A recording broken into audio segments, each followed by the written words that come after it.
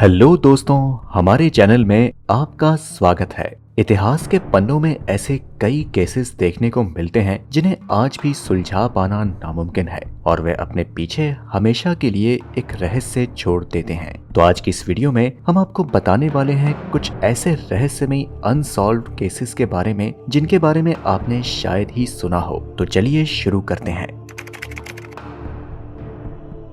दोस्तों, mid 19 century के दौरान ब्रिटेन में आयरिश इमिग्रेंट्स धड़ल्ले से आ रहे थे और इसका असर वहां के सबसे बड़े शहर लंदन में दिखने लगा था। लंदन के पूर्वी हिस्से में इन लोगों की जनसंख्या काफी तेजी से बढ़ती जा रही थी और ऐसे में आम लोगों में गरीबी अपने चरम सीमा पर थी। ऐसे में लोगों के पास सोने तक की जगह नहीं होती थी और मजबूरी में कई औरतों को वेश्यावृत्ति का सहारा लेना पड़ता था। 7 अगस्त 1888 की सुबह व्हाइट चैपल एरिया में रहने वाले जॉन लुइस नामक इंसान को एक औरत का मृत शरीर मिलता है और उस शरीर को देखकर ये साफ जाहिर हो गया कि किसी ने उस औरत का खून किया है। द इम्पैक्ट की रिपोर्ट्स के मुताबिक उसे 39 बार चाकू घोंपा गया था और ये औरत एक वेश्या थी जिसका नाम था मार्था टैब्रम। मार्था की हत्या रात के समय हुई और यहीं से लंदन में शुरू होता है एक खूनी खेल जिसमें कि कई वेश्याओं को मृत पाया गया, लेकिन उनके कातिल को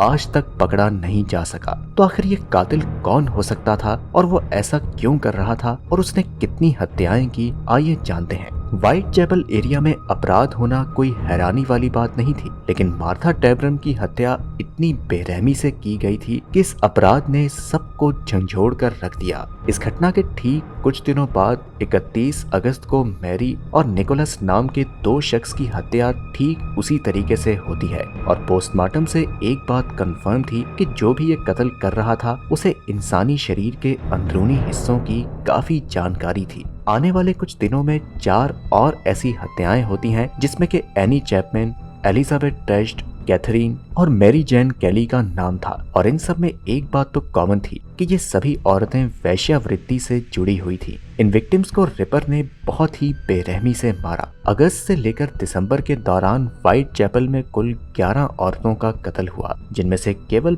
5 को ही रिपर से कनेक्ट किया जाता है, लेकिन इस बात की काफी संभावना है कि बाकी के 6 कत्लों के पीछे भी रिपर का ही हाथ था। इस पॉइंट पर लोग इस कातिल को कई नाम से पुकारने लगे, जैसे कि व्हाइट चैपल मर्डरर और जैक द रिपर। जैक को लेकर पुलिस के पास कोई खास जानकारी तो नहीं थी, लेकिन उन्हें 1 या 2 गवाह मिले थे जिनका मानना था कि उन्होंने जैक की एक झलक देखी है। साल 1888 के बाद अचानक से ही ये कत्ल एकदम से रुक गए और इसके बाद जैक के बारे में कुछ पता नहीं चला।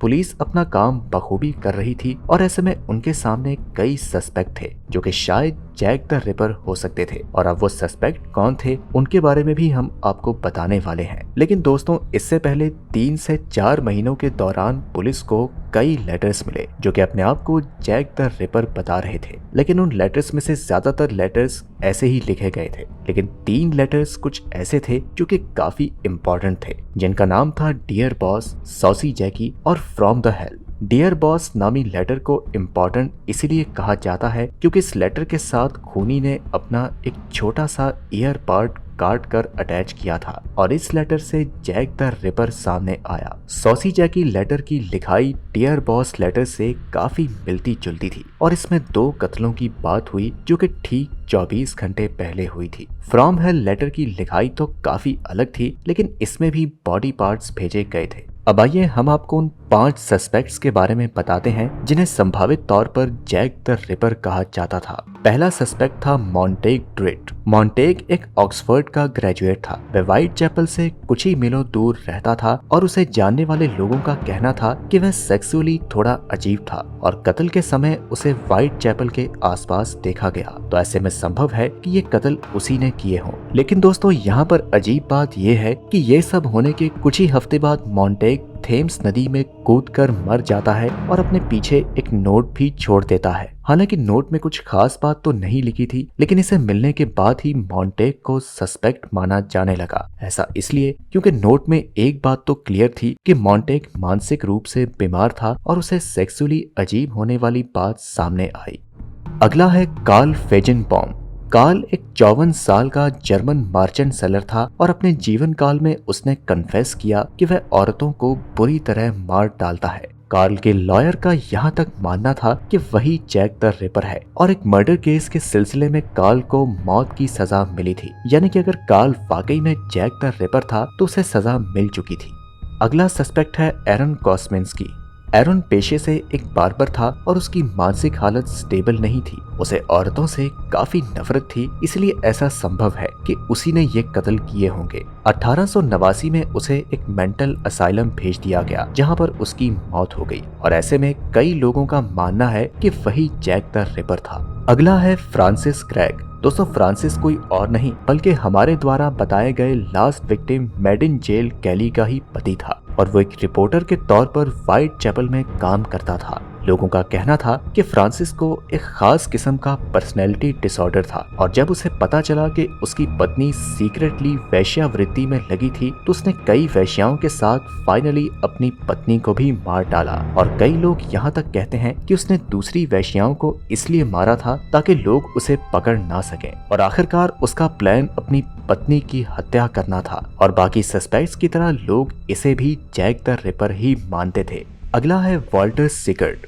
वॉल्टर सिकर्ट एक पेंटर था जो कि वेश्याओं की तस्वीर बनाता था और उसकी बनाई हुई तस्वीरों में हमेशा कत्ल से जुड़े कुछ संकेत होते थे। सिकर्ट के प्राइवेट पार्ट्स में कई तरह के ऑपरेशन हो चुके थे जो कि काम करना बंद कर चुके थे और शायद इसी बदले के भाव में उसने वेश्याओं को मार डाला। आपको बता दें कि portrait of a killer Jack the Ripper नाम की एक किताब में ऑथर ने कई सबूत दिए जिसमें यह साबित किया गया कि वॉल्टर ही असली जैक द रिपर था। पुलिस के हाथ लगे उन लेटर्स के डीएनए वॉल्टर से मैच हुए लेकिन इसे साबित नहीं किया जा सकता। साल 1942 में सिकर्ट की मौत हो गई और ये राज उसी के साथ दफन हो गया और ऐसा संभव है कि वही जैक द रिपर है। खैर दोस्तों, इनमें से असली जैक द रिपर कौन था ये आज तक एक रहस्य है।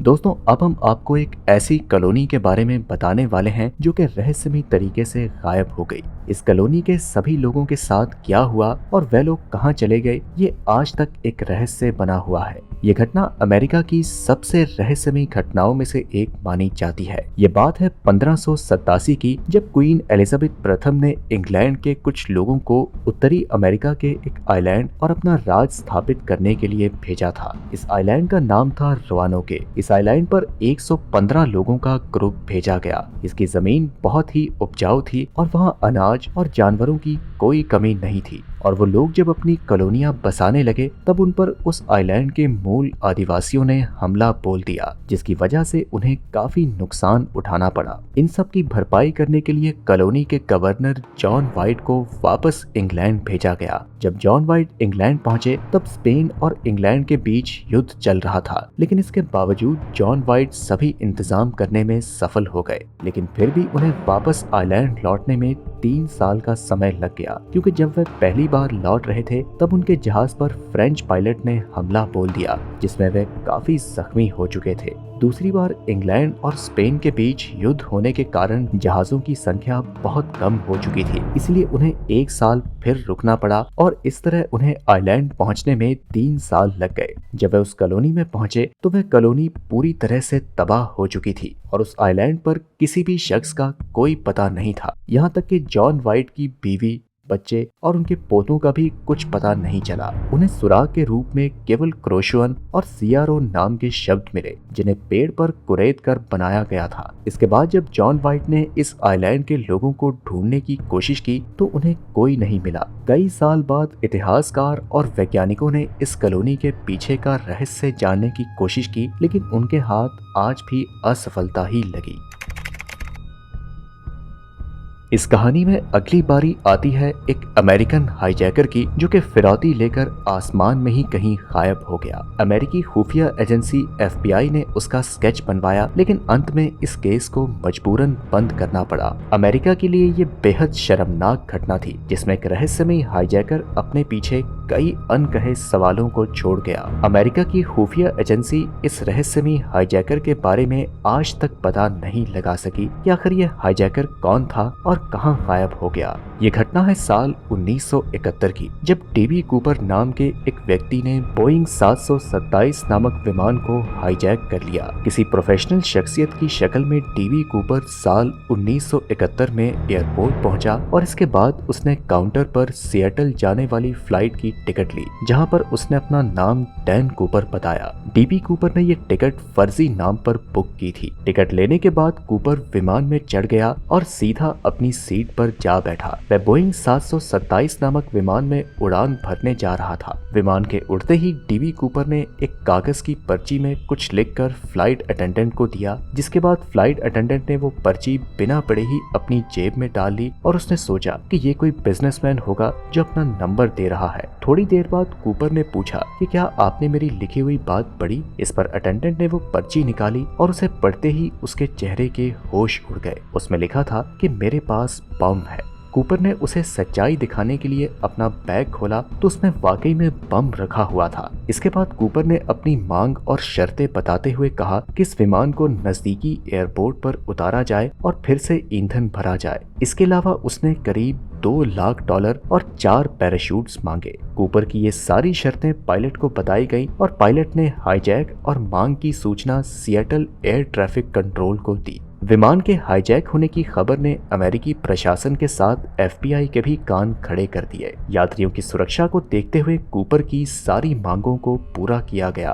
एफबीआई ने चालाकी दिखाते हुए नोटों के नंबर नोट कर लिए ताकि उसे बाद में आसानी से पकड़ा जा सके। रात के अंधेरों में विमान फिर से उड़ने लगा और कूपर ने कहा कि उसे मेक्सिको की तरफ ले जाया जाए। यहाँ अमेरिकी एयरफोर्स भी उस विमान का पीछा कर रही थी। विमान हवा में ही था कि कूपर ने सभी यात्रियों को पायलट रूम में जाने को कहा। साथ ही उसने ये भी कहा कि दरवाजा अंदर से बंद कर लिया जाए। थोड़ी ही देर में पायलट को लगा कि विमान में हवा का दबाव ज्यादा हो रहा है। विमान के को पायलट ने जाकर देखा तो उसका दरवाजा खुला हुआ था और हाईजैकर कूपर गायब था। पायलट समझ गया कि कूपर दरवाजे से नीचे कूद चुका है। इसके बाद विमान जब एयरपोर्ट पर उतरा तो छानबीन करने के बाद डीबी कूपर लापता रहा। कई सालों तक अमेरिकन खुफिया एजेंसी पूरे देश की खाक छानती रही, लेकिन डीबी कूपर और उसके दिए गए नोटों का आज तक कुछ पता नहीं चला। एफबीआई ने उसका स्केच बनवाया, लेकिन फिर भी उसका पता नहीं चल पाया कि डीबी कूपर असल में कौन था जो कि उड़ते ही प्लेन से गायब हो गया। और विमान का पीछा कर रहे 2 अमेरिकी सेना के विमानों ने भी आसमान में